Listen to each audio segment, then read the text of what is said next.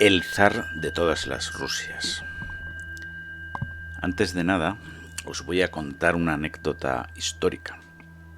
El dictador José Stalin era muy aficionado a la comida tradicional rusa y georgiana. Él era de allí. Pues tenía largos y abundantes banquetes, pues porque era un hombre que le gustaba disfrutar de la buena mesa, comía mucho. Y tenía un cocinero jefe que le preparaba, era el responsable de que él comiera como un marqués. Y además lo acompañaba en todos los viajes. Bien, ese cocinero era el abuelo paterno de Vladimir Putin.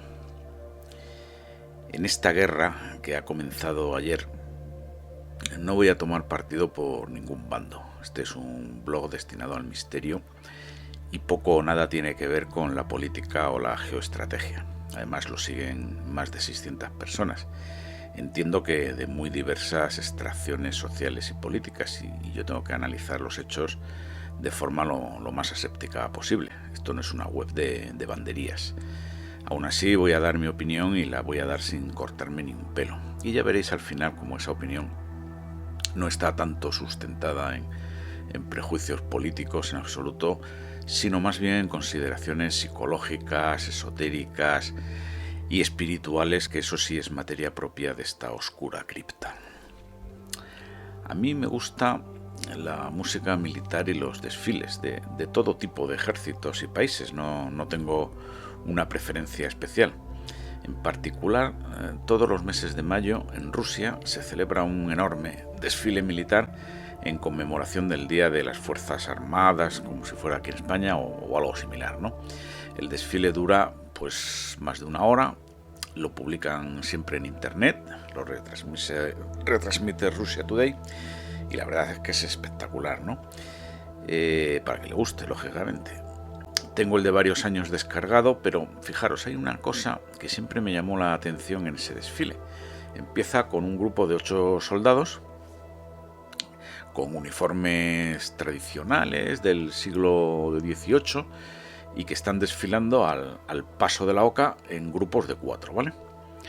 4 de ellos llevan la bandera tradicional de Rusia, la blanca, roja y azul, y los otros 4 la bandera de la Unión Soviética, la de la hoz y el martillo, ¿vale? La bandera de Rusia va antes que la de la Unión Soviética, pero en el desfile de 2015 iba antes la de la hoz y el martillo que la de Rusia, porque era la conmemoración, creo recordar, que de los 70, 80 años de la victoria en la Segunda Guerra Mundial. Creo que fue esa la razón. ¿Quiere esto decir, que es a lo que voy, que Rusia en el fondo sigue siendo comunista? Pues la respuesta es no, aunque periódicos y televisiones a día de hoy insisten en lo contrario. Rusia no es comunista. El Partido Comunista de Rusia se presenta a las elecciones como el resto de los partidos y obtiene pues unos resultados que hasta ahora han sido más bien modestos, pero que ahora mismo empiezan a crecer. Y es un enemigo político del partido de Putin, ¿vale? Esa bandera comunista que aparece en los desfiles se pone como conmemoración de la Segunda Guerra Mundial, que los rusos no le llaman Segunda Guerra Mundial, lo llaman Gran Guerra Patriótica. Para ellos fue una especie de guerra como para nosotros la Guerra de la Independencia, un ser o no ser de la nación rusa frente a Alemania. Les costó 20 millones de muertos, que se dice pronto, pero vencieron bajo el mandato, gestión, diríamos hoy, en Occidente, del dictador José Stalin. Entonces esa bandera comunista que aparece en los desfiles, bueno, pues es una especie de enseña militar, es la bandera de una unidad de guerra, si lo queremos ver así, pues como aquí si exhibimos la Cruz de Borgoña para conmemorar la batalla de San Quintín. Es algo histórico, aunque de una historia reciente, sin duda, sin más alcance político. Putin ha financiado la construcción de miles de iglesias en Rusia, ¿no? ¿Qué clase de comunista es ese? Pero aquí en Occidente está ya la propaganda atizando para hacernos creer que Putin es un dictador comunista que quiere restaurar la Unión Soviética. Quizá la Rusia de los zares sí, eso no No voy a ser yo quien lo ponga en duda, pero la Unión Soviética no. Es el primero de una serie de errores graves que vamos a pagar muy caros, Vamos a pagarlos. Ya veréis por qué. Pocas veces me autocito, pero extraigo el razonamiento clave de mi anterior post sobre la crisis de Ucrania. Fijaros lo que dije en ese post. Putin podría hacerse este razonamiento. Si me retiro de la frontera de Ucrania ahora, lo primero que va a hacer Ucrania es pedir el ingreso en la OTAN por la vía de urgencia. Ojo que esto lo estoy diciendo hace un mes, ¿vale? Eso significaría la guerra, pero la guerra en unas condiciones muy desventajosas para Rusia, porque ya sería un país OTAN, ya tendría bases americanas, y los globalistas con Soros a la cabeza habrían puesto sus garras en la población ucraniana para someterla por adoctrinamiento. Estamos ante un escenario de guerra ahora o guerra más adelante. Voy pues a la guerra ahora, que Ucrania no es OTAN y los tengo ya rodeados. Además pillamos a los aliados desunidos, un presidente de Estados Unidos débil, etc. Si Putin hace este razonamiento que acabo de decir, habrá guerra en febrero. La única forma de salir de aquí es que se llegara a un complicado cambalache de cesiones y contracesiones por las cuales Ucrania pasará a ser un país neutral, pues una especie de Suiza, independiente de Rusia en todo, pero bueno, pues sometida a un cierto tipo de vasallaje. Yo te dejo ser libre, sí, pero a cambio de una serie de condiciones pues que serán secretas y de las que el pueblo no se enterará. Esto lo dije hace un mes. Hay que decir además que el maestro Enrique de Vicente falló estrepitosamente al predecir una y otra vez que finalmente no habría guerra. Bueno, ¿qué le vamos a hacer? Hasta el mejor escribano echa un borrón. Al final ha sucedido milimétricamente lo que yo había dicho hace un mes. Tampoco es que haya que ir a Salamanca para verlo, pero las predicciones adquieren valor cuando se arriesga uno a dar una fecha, a hacerlas y que se cumplan, claro. A ver, si tú pones 200.000 soldados rodeando a un país que quieres invadir, será para invadirlo, ¿no? Luego los avatares de la política y de la diplomacia podrán alterar el resultado final, pero no la intención. Y la voluntad de Putin estaba perfectamente clara, por lo menos para mí. Yo por otros no puedo hablar.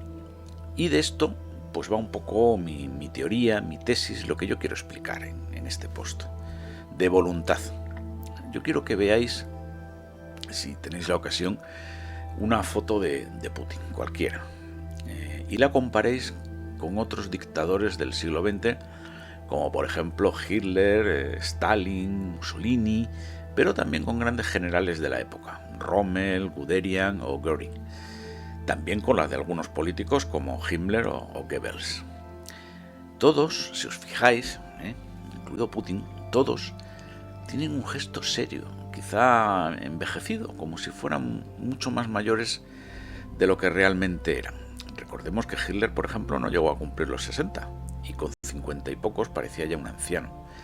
Lo que quiero decir es que todos ellos, dictadores, políticos, militares de aquella época, y en menor medida los de los países occidentales, pero también, pues eran gente seria. Esa es la palabra clave, seriedad. Se tomaban la vida en serio.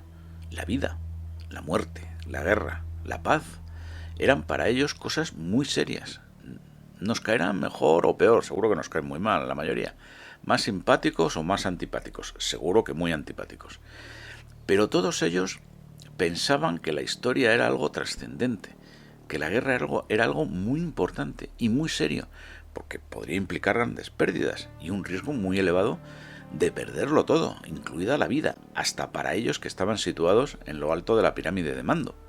De hecho, así sucedió para muchos de ellos en el bando perdedor de la Segunda Guerra Mundial. Y pudieron huir y muchos no lo hicieron, otros sí huyeron, por supuesto, lo cual es perfectamente comprensible y humano, pero muchos no lo hicieron. Pero bueno, ¿a dónde quiero llegar yo con todo esto? Pues quiero llegar a que Putin es exactamente igual que ellos. Es un hombre intelectual y espiritualmente a caballo entre el siglo XIX y el siglo XX. Por eso Occidente no lo comprende, no lo entendemos, y eso va a ser letal para los intereses de Occidente. Imagino que a algunos no se les habrá no se les habrá escapado este detalle. ¿No habéis visto que Putin le ha declarado la guerra a Ucrania antes de invadir? 24 horas antes, no más. Una declaración formal de guerra. Esto no se veía desde hace 100 años. Nadie declara ya las guerras formalmente. Cuando se invadió Irak o Afganistán no hubo una declaración de guerra. Se plantaron allí e invadieron directamente. Alguien dirá, bueno, pues que esto es un detalle de segundo orden, que lo importante son las resoluciones de Naciones Unidas, etcétera, los aliados. Pero yo no lo veo así. Putin declara formalmente una guerra que va a ganar en 72 horas, que va a ser un paseo militar. ¿Qué digo ganar? Pues que va a ser para él, pues eso, un día de campo. Sigamos. Cuando Putin vino al mundo, no fue a una familia rica, tuvo que pasar estrecheces, estudiar y trabajar para finalmente ser militar en el KGB, en la época más oscura de la Unión Soviética. Todo esto lo estoy diciendo para que os situéis un poco en lo que yo quiero decir. Muchos dirán, hombre, pues claro, como innumerables personas de todos los países, no estás descubriendo nada nuevo. Y nuevamente la respuesta es sí, pero no. En Occidente estamos acostumbrados en exceso al buen rollito, a los finales felices, a que si te esfuerzas y estudias o trabajas duro, al final hay premio. Es la cultura que nos han inculcado en el cine y en las series. Pero en países como China o Rusia es posible, incluso probable, que después del esfuerzo no haya premio, o al menos no el premio en el sentido que le damos en Occidente. Se valora mucho más el espíritu de sacrificio y de servicio a la patria, a la comunidad o a la empresa, por ejemplo en China. Esos valores se mantienen hoy día en esos países, como he dicho, en Rusia, en China, quizá también en Japón, aunque de una forma muy diferente, ¿no? Pero lo que está claro es que se han perdido por completo en Occidente. Tenemos además que en Occidente, como sociedad abierta que es, estos son sociedades abiertas, bueno, pues hay una serie de poderes paralelos que no están muy claros y que pueden llegar a ser peligrosos y hasta contrarios a los intereses de Occidente. Ya sabéis de lo que estoy hablando. Ya lo hemos tocado aquí, cuando hemos hablado de la masonería y las sociedades secretas. No se le oculta a nadie, a cada vez menos gente, que existen determinados cenáculos de poder, consultores de relaciones internacionales, think tanks, expertos en sociología, clubs de potentados como Bilderberg, la Trilateral, foros económicos, y no necesariamente en el espectro de la gran banca o de la gran empresa de la derecha liberal. En la izquierda también tenemos, por ejemplo, al Foro de Sao Paulo, y así podríamos citar decenas y decenas de ellos. Todos estos nombres rimbombantes no son más que mandangas que encubren lo que verdaderamente son: grupos de presión y de enredadores y de manipuladores y de ingenieros sociales que trabajan para llenarse los bolsillos a costa de los pueblos y las naciones a las que vampirizan. Son parásitos que están en simbiosis con los poderes públicos de esas naciones occidentales, y que es ya tal el grado de connivencia que alcanzan y es tal el grado de componendas, pasteleo y corrupción, bueno, pues que constituye uno de los mayores problemas de estas sociedades occidentales. Todos hemos oído hablar del famoso complejo militar industrial que denunció el presidente Eisenhower y que gobierna en la sombra de los Estados Unidos.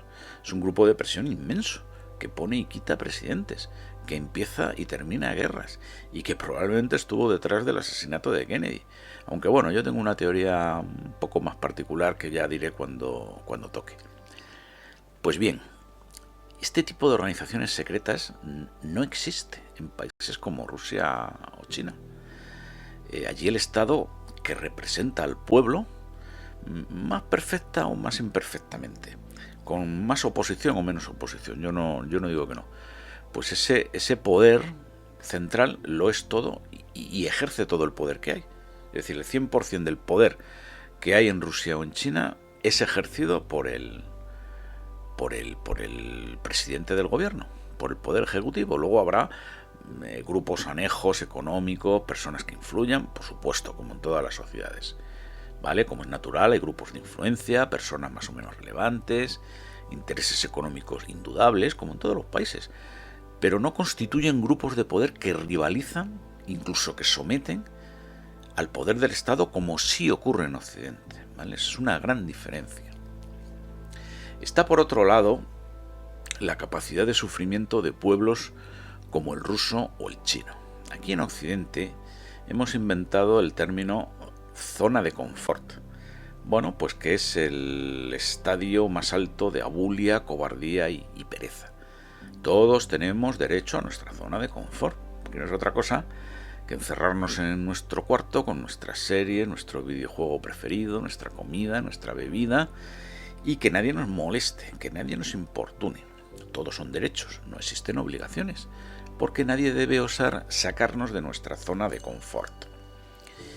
Y esto no es un problema, podría pensarse solo de la juventud, que sin duda lo es también un problema de los adultos. No sé si habéis oído hablar del movimiento que hay en Estados Unidos llamado la Gran Renuncia. Bueno, consiste básicamente en que millones, y digo bien millones, de trabajadores se despiden de su trabajo, renuncian a su puesto de trabajo.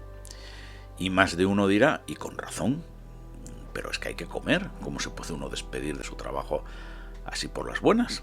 Y efectivamente así es, muchas de esas renuncias son para huir pues, de trabajos basura, mal pagados, en busca de empleos mejores. Pero hay muchos que no. Siempre hay un pero, ¿verdad? Pero hay muchos que no. Hay muchos, cientos de miles de personas, normalmente las mejor preparadas y más cualificadas, que simplemente piden la cuenta y se largan. Es gente que trabaja mucho, a lo mejor, ¿no? Y gana mucho dinero durante unos años y luego sencillamente hace sus cálculos financieros y desaparecen del cruel mundo laboral, ¿no? No vayáis a pensar que esto solo ocurre en países donde hay pleno empleo como en los Estados Unidos. En España, primer puesto en paro de toda la OCDE, también existe ese movimiento, en mucha menor escala, claro, pero también lo hay. Sobre todo es la voluntad lo que yo quiero recalcar, ¿no? Como dije antes, fijaros, en el círculo más cercano que tengo, en este aspecto todo el mundo piensa lo mismo. Anhela y suspira por prejubilarse o retirarse a vivir de las rentas si es que se dispone de esas rentas. En resumen, que nadie quiere trabajar, que nadie quiere responsabilizarse de nada, ni siquiera en trabajos o actividades gratas a uno mismo. La tendencia es, bueno, pues desaparecer y holgazanear y viajar, ¿no? Es lo que se lleva ahora, que es una forma cara de holgazanear. Sin embargo, vuelven con el contrapunto, en países como Rusia o China, esa actitud a día de hoy es impensable. La responsabilidad y el sacrificio personal están mucho más valorados. Y da igual que se tenga una renta elevada o no, las personas se jubilan cuando les toca y hasta entonces se levantan todos los días temprano para trabajar o estudiar. En muchos casos no tienen vacaciones y su acceso a la sociedad y bienes de consumo es bastante más limitado que en Occidente. Eso se ve en los trabajadores que vienen del este, ¿no? Polacos, ucranianos y rusos también incluso. Y por ejemplo, en los restaurantes chinos, ¿eh? Pues amabilidad, silencio, eficacia, trabajo duro y bien hecho. Ni una mala palabra, ni un mal gesto, al menos por mi experiencia, yo he tenido bastante. Por poner un ejemplo fácil, sin ir más lejos, ¿tenéis la idea del esfuerzo que supone para un ruso o un chino aprender español? Y hasta el último mono lo habla. ¿Cuánto tiempo necesitaríamos nosotros para hacernos entender en ruso o en chino?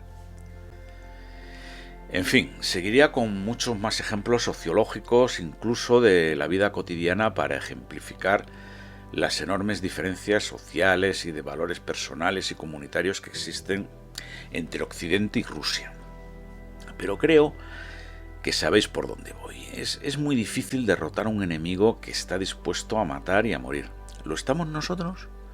Es muy difícil derrotar a un enemigo poniéndole una población, unos países, unos gobiernos que no soportan rendir el más mínimo sacrificio. Es muy difícil vencer a un enemigo si no se está dispuesto a hacer renuncias materiales importantes. Y en Occidente, si nos quitan el internet más de 2 días, hay suicidios por la calle. Y los infelices no sabemos que en caso de guerra lo primero que desaparece, lo primero de todo, antes de ninguna otra cosa, va a ser internet. Luego vendrá el gas, la electricidad y el agua. Pero lo primero, internet. porque hemos sido tan idiotas de hacer depender no solo la economía, sino la vida, de unas máquinas y de una red de telecomunicaciones ultra frágiles que se pueden echar abajo en minutos. Y encima, para colmo de la idiotez supina, nos hemos enganchado anímica y emocionalmente a esas redes. En China, por ejemplo, Internet y las redes sociales son propiedad del Estado y están controladas por el Estado chino. Si mañana mismo se corta, hombre, no es que vaya a ser positivo, pero bueno, no pasaría gran cosa. Aquí en Occidente no hay procedimientos alternativos para hacer trámites o procesos de gestión de forma manual. O sea, sencillamente nos morimos. Países como Rusia o China siguen funcionando mal, pero siguen funcionando si no hubiera Internet. En definitiva, hemos renunciado a hacer sacrificios, a salir de nuestra zona de confort. Lamentablemente, y es triste decirlo, pero es así, muchas cosas que consideramos valiosas exigen estar dispuestos a matar y a morir por ellas. La libertad, el territorio, la integridad de las instituciones, la justicia, etcétera, son cosas muy serias que solo pueden ser defendidas por políticos que se tomen la vida en serio. Vivir en un parque de atracciones permanente, como eternos adolescentes caprichosos y consentidos, solo nos conducirá, nos ha conducido ya, porque esto ya no tiene remedio, a ser manipulados y utilizados por otros. En el caso del enfrentamiento de Rusia con Occidente, yo lo veo más o menos claro. La guerra entre Occidente y Rusia solo puede ser nuclear. Puede empezar como guerra convencional, pero al final es guerra nuclear. Esto se ha evitado durante 70 años, por razones obvias. Esto nos ha evitado pues que haya guerras en el hemisferio norte durante mucho tiempo. Y así seguirá siendo hasta que venga la que tiene que venir, pero esa será la última. Mientras tanto, esto se parece al callejón del barrio donde hay dos chulos, Rusia y Estados Unidos. Uno de esos chulos, Rusia, se ha dado cuenta de que el otro chulo, Estados Unidos, pues es solamente chulo de fachada. Es un bravucón que se le va toda la fuerza por la boca y que pese a su apariencia de poder no tiene ni media bofetada. Y entonces ese chulo ha decidido que el otro le va a pagar ahora todas juntas. Porque el poder, para ejercerlo, no solamente hay que poseer los medios, sino también tener voluntad, ideas y objetivos claros. Rusia los tiene. Y en Occidente, pues estamos viendo series y jugando a la Play. No quiero ser pesimista, pero ahora los rusos nos van a quitar hasta la camisa. Y a cada nueva muestra de debilidad, el despojo y la humillación van a ser mayores. Esto no es una cuestión de si vamos a tomar no sé qué medidas económicas o políticas, que si tal país va a entrar en la OTAN o no va a entrar. Esto va de que no se puede luchar contra una nación y un pueblo espiritual. Probablemente Rusia es el país más espiritual del mundo. No se puede luchar contra el espíritu. La materia no puede luchar contra el espíritu. En Occidente ya no tenemos espíritu, ni raíces, ni tradiciones. Es toda una especie de centro comercial gigante habitado por cobardes con sobrepeso. Ya lo dijo el presidente Putin hace muy pocos días. Él dijo que quizá no fueran el país más rico del mundo, pero que son una potencia nuclear temible y están dispuestos a todo. Y Rusia tiene territorio, búnkers, redes de abastecimiento subterráneas, energía y moral de victoria para resistir una guerra nuclear. Putin dijo una cosa muy sensata, ¿no? Que una guerra nuclear nadie la gana, esto lo sabemos todos. Pero fijaros qué frase más inteligente, digna de un nuevo Napoleón. Nadie gana en una guerra atómica, es verdad. Pero alguno puede perder mucho más que otro. Y eso equivale a una victoria, incluso en ese apocalíptico escenario. Porque si eso se produjera, cuando se disipase el humo de los hongos atómicos de muchos búnkeres de Rusia, emergería un ejército aún operativo y los restos de un pueblo cohesionado, con unos líderes cohesionados. Por el contrario, en el otro bando, los dirigentes nunca podrían salir de sus agujeros, porque las hordas de supervivientes desarrapados los ejecutarían inmediatamente. En fin, voy a dejar este tema aquí ahora. Creo que lo que pienso ha quedado perfectamente claro. Como esto va de predicciones, voy a decir ahora lo que me parece que podría ocurrir, en los próximos días o semanas. A ver, la invasión es un hecho, ¿vale? y no está encontrando resistencias creíbles, lo cual por otra parte es de pura lógica. Parece que Putin lo que quiere es hacer imponer por la fuerza la finlandización de Ucrania, es decir, Ucrania se convertiría en un protectorado o al menos una nación vigilada por Rusia. Al mismo tiempo se ha permitido el lujo de amenazar a con acciones militares a naciones como Suecia y Finlandia si se les ocurre pedir el ingreso en la OTAN. No hay que ir a Salamanca ni ser Nostradamus para saber que las sanciones económicas no van a servir con Rusia. Excepto quizá una, y ahí va la predicción. Si Occidente saca a Rusia del sistema de pagos internacionales SWIFT, se van a cabrear mucho y es probable que eso nos haga más daño a nosotros que a ellos. Pero esa sanción puede suponer, fijaros, un punto de no retorno. O sea, puede suponer echar a Rusia en brazos de China y formar un bloque invencible y muy hostil a Occidente. De momento que se vayan preparando los de Taiwán y que se vaya preparando Corea del Sur. Entonces sí que puede haber una guerra nuclear total, porque ahí ya no tendríamos más remedio, ahí ya sí que iríamos de cabeza sí o sí. Y que naturalmente perderíamos, y que naturalmente ellos ganarían, por las razones que ya he expuesto. Así que hay que espabilar, invertir en armas, mejorar las relaciones internacionales, elegir a dirigentes sabios y con altura de miras. Uy, qué cosas estoy diciendo, ¿eh? En fin, como esto no va a ocurrir, en Occidente al menos, pues se cumplirán las profecías de Nostradamus.